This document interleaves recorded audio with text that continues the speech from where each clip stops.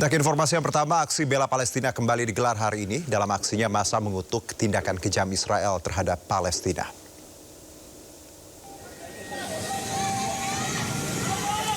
Mengenakan atribut bela Palestina, massa berkumpul di depan Kedutaan Besar Palestina dalam aksi Jumat untuk Palestina.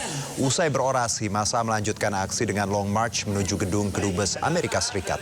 Aksi massa yang diinisiasi Aqsa Working Group mengutuk tindakan kejam Israel terhadap Palestina. Mereka menuntut Masjidil Aqsa dan Palestina dibebaskan dari penjajah. Sementara itu, Israel terus menyerang Palestina hingga hari ini, meski gencatan senjata dan pembentukan Dewan Perdamaian telah diberlakukan. Terbaru pemirsa, Israel berniat untuk mencaplok tepi barat, meski perjanjian internasional menjamin tepi barat merupakan wilayah kedaulatan Palestina.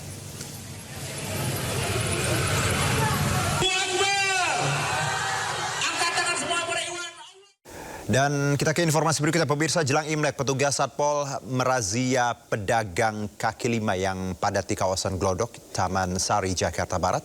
Petugas juga merazia sepeda motor yang parkir di bahu jalan.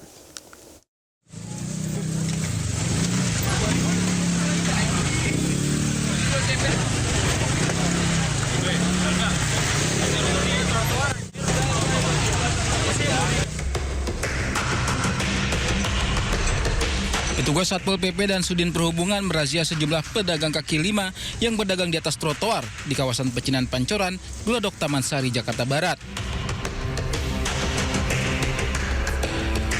Para pedagang hanya bisa pasrah saat gerobak dagangan mereka dinaikkan ke atas truk. Setelah dirazia, petugas Satpol PP memberi peringatan agar para pedagang tidak berjualan lagi di atas trotoar.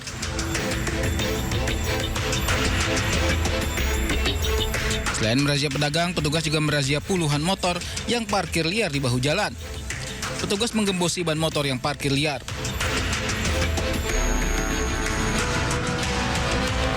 Kebetulan memang ini sudah rutin kita laksanakan, tapi memang kemarin ada laporan juga dari masyarakat terkait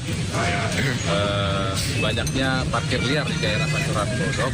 Di bulan Imlek khususnya ini sangat ramai pengunjung, jadi memang di samping pengunjung ramai sehingga parkiran juga banyak sekali. Menjelang perayaan Imlek, kawasan Glodok Taman Sari kerap diserbu warga Tionghoa untuk belanja pernak-pernik Imlek. Meski pemerintah Kota Jakarta Barat sudah menyediakan lokasi parkir resmi di salah satu gedung, namun jarak lokasi parkir yang jauh membuat warga memilih parkir liar yang lebih dekat dari pasar. Dari Jakarta, Miftahul Gani, iNews melaporkan. Pemirsa, sekolah disegel pemilik lahan, ratusan siswa SMP dan SMA di Goa, Sulawesi Selatan terlantar. Mereka berunjuk rasa di depan sekolah karena tidak bisa belajar.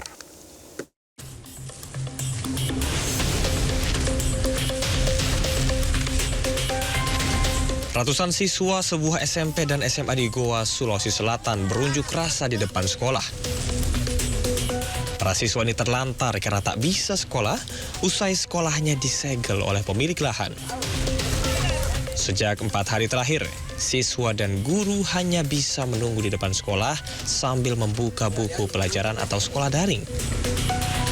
Mereka berharap ada penyelesaian dari pemerintah daerah dan pihak-pihak terkait agar bisa kembali belajar. Sekolah kami ditutup, jadi kami tidak bisa belajar dengan baik dan nyaman.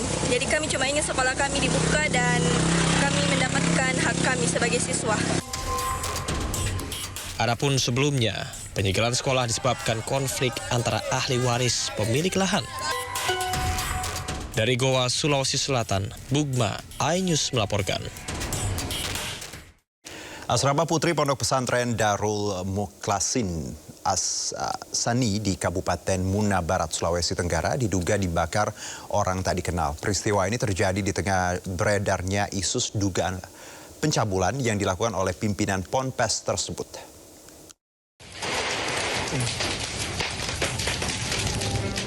Kebakaran melanda asrama putri Pondok Pesantren Darul Mukhlasin As-Sani di Kecamatan Kusambi, Kabupaten Muna Barat, Sulawesi Tenggara pada Jumat dini hari. Sebelum kebakaran terjadi, salah seorang santri melihat sosok orang tidak dikenal dan mencurigakan berada di belakang asrama putri. Tidak lama berselang, kobaran api tiba-tiba muncul dari bangunan asrama putri. Para santri bersama penghuni pondok lainnya berupaya memadamkan api menggunakan peralatan seadanya. Setelah berjibaku lebih dari 1 jam, api berhasil dipadamkan. Melihat ada Asri yang pertama lihat. Kita posisi itu lagi mengejar. Karena Mas Surya bilang ada orang deh panggil kita. Terus? Jadi kita ikut mengejar. Pas sudah mau mengejar, dengar tuh Asri teriak. Cuma kurang jelas dia teriak apa. Belum diketahui penyebab kebakaran ini. Peristiwa terjadi di tengah beredarnya isu dugaan pencabulan yang dilakukan oleh pimpinan pondok pesantren ini. Pihak kepolisian telah melakukan olah tempat kejadian perkara dan memeriksa sejumlah saksi. Di asrama putri, kebakaran tersebut terjadi sekitar pukul jam 1.00 WITA.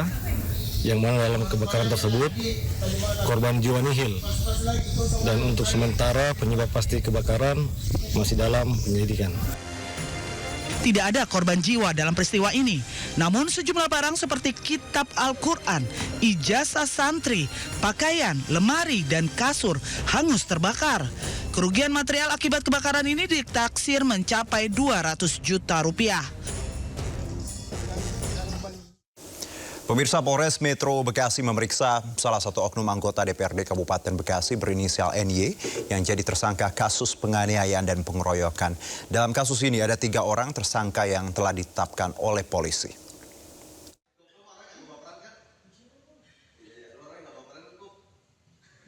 Pria yang turun dari mobil mewah ini adalah NY yang merupakan anggota DPRD Kabupaten Bekasi, Jawa Barat. Tim penyidik Satuan Reserse Polres Metro Bekasi tengah melakukan pemeriksaan intensif terhadap NY yang dimintai keterangan sebagai tersangka atas kasus dugaan penganiayaan dan pengeroyokan yang menimpa seorang warga di sebuah restoran di wilayah Cikarang Selatan, Kabupaten Bekasi beberapa waktu lalu. Dalam kasus ini ada 3 orang tersangka yang telah ditetapkan oleh polisi. 2 diantaranya berinisial BA dan EB yang saat itu berada di lokasi saat penganiayaan terjadi. Proses pemeriksaan terhadap 3 tersangka diantaranya NY masih berlangsung dan dilakukan secara maraton oleh tim penyidik. Dan setelah proses pemeriksaan selesai, penyidik akan langsung melakukan penahanan terhadap para tersangka sesuai dengan prosedur yang berlaku. Status yang bersangkutan sebagai tersangka. Ya, kita nanti menunggu hasil pemeriksaan. Kemudian untuk berkaitan dengan yang bersangkutan, nanti hasil pemeriksaan hasilnya apa, nanti baru akan kita sampaikan kepada rekan-rekan penyidik. Yang pasti statusnya sudah sebagai tersangka. Saat ini penyidik masih mendalami peran masing-masing tersangka untuk melengkapi berkas perkara sebelum langkah hukum lebih lanjut. Pemirsa, Kerry Adrianto Riza, anak dari buronan kasus korupsi tata kelola minyak mentah Pertamina Muhammad Riza Khalid, jalani sidang tuntutan atas perkara yang menjeratnya hari ini. Ya, sidang pembacaan tuntutan terhadap Muhammad Kerry Adrianto Riza, anak pengusaha Riza Khalid sekaligus beneficial owner PT Navigator Katulistiwa, berlangsung hari ini di Pengadilan Tindak Pidana Korupsi Jakarta. Sebelumnya Kerry didakwa merugikan keuangan negara hingga 285 triliun rupiah dalam kasus dugaan korupsi tata kelola minyak mentah dan produk kilang di PT Pertamina. Dua ini lagi cuti, jadi sementara untuk majelis ini sementara diganti oleh Pak Bur. Jadi nanti kalau nggak Kita ke informasi bencana. Pemirsa, banjir yang terjadi di wilayah Kabupaten Cirebon, Jawa Barat tak hanya merendam pemukiman, namun juga sarana pendidikan.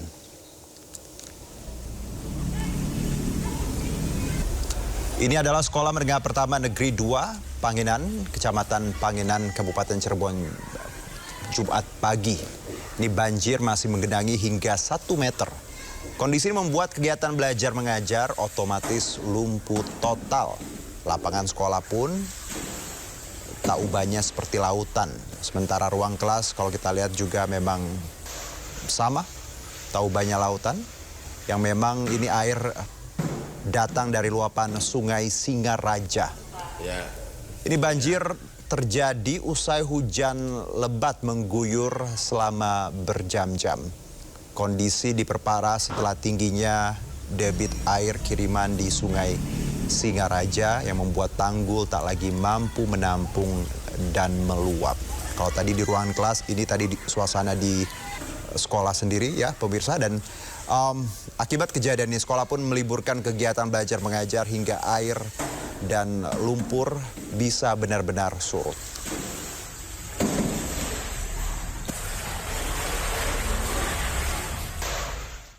Sementara itu diguyur hujan deras, Sungai Begadung dan Kali Jompo meluap hingga melimpah ke permukiman warga di Jember, Jawa Timur. Sebagian warga terpaksa dievakuasi ke tempat yang lebih aman.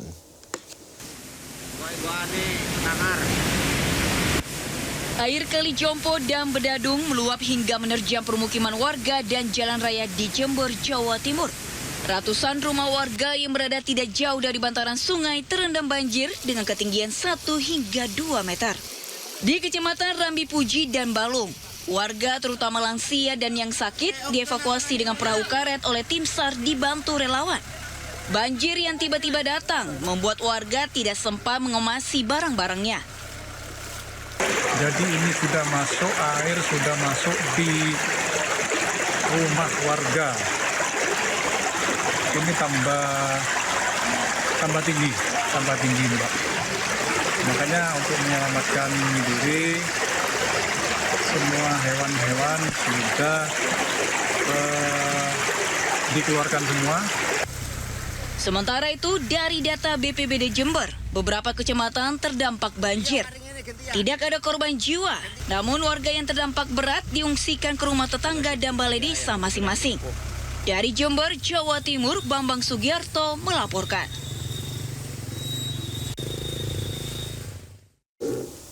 Usai diperbaiki beberapa bulan lalu, jembatan gantung yang menghubungkan kecamatan Sukorambi dan Ajung, Jember ambruk diterjang banjir. Aduh, kondisi jembatan sekarang kena. Awas, bener.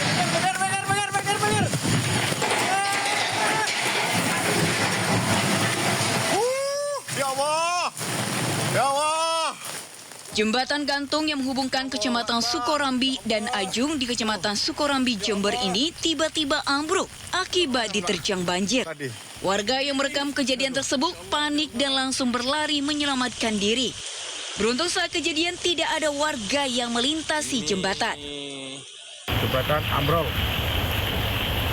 dikarenakan banyak barongan bambu dan air setinggi jembatan sampai naik ke sekitar daratan pembatas kaki jembatan, menyebabkan jembatan hanyut dan geger karena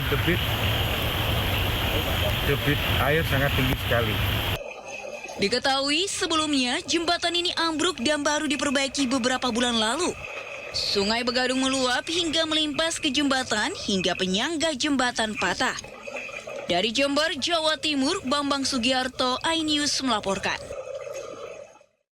Gunung Semeru di Lumajang, Jawa Timur erupsi dengan tinggi kolom asap letusan mencapai 1.000 meter. Erupsi ini disertai awan panas guguran dengan jarak luncur hingga 3 km dari puncak. Ya, pemirsa, letusan terjadi pada pagi hingga jelang siang hari tadi dengan kolom abu mengarah ke sisi utara dan timur laut. Meski jarak luncur, awan panas masih dalam radius aman dari permukiman warga. BPBD Kabupaten Lumajang menghimbau masyarakat tetap siaga karena erupsi susulan masih berpotensi terjadi sewaktu-waktu.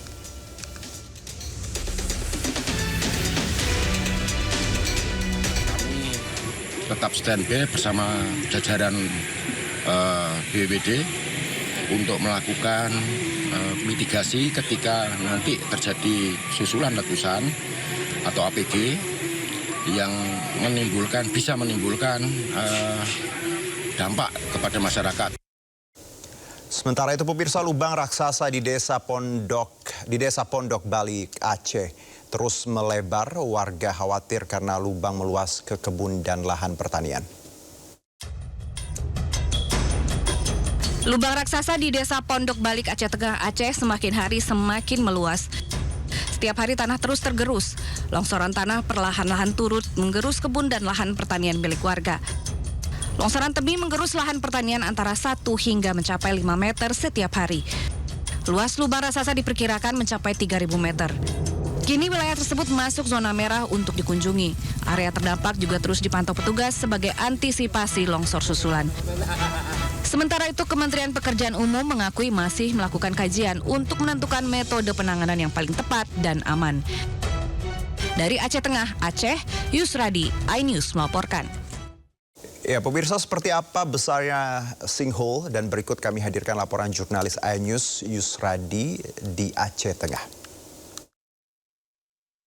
Saat ini saya sedang berada di Desa Pondok Balik, Kecamatan Ketol, Kabupaten Aceh Tengah. Tepat di belakang saya, lokasi terjadinya longsor yang menyebabkan lubang raksasa yang diperkirakan diameternya mencapai 3.000 meter atau 3 hektar dengan kedalaman rata-rata antara 80 sampai 100 meter. Longsor sampai saat ini masih terjadi dan diperkirakan dalam perharinya itu memakan areal pertanian masyarakat antara 1 sampai 5 meter. Itu penanganan tim teknis dari PU sendiri sedang melakukan observasi untuk penanganan yang lebih konkret dan tepat. Sementara untuk keamanan masyarakat, pihak PU sendiri sudah memberi garis pembatas agar tidak dilintasi oleh masyarakat, karena ini akan mengancam keselamatan warga sekitar bila mendekat ke lokasi longsor, karena longsor sampai saat ini tidak bisa diprediksi, terus saja terjadi.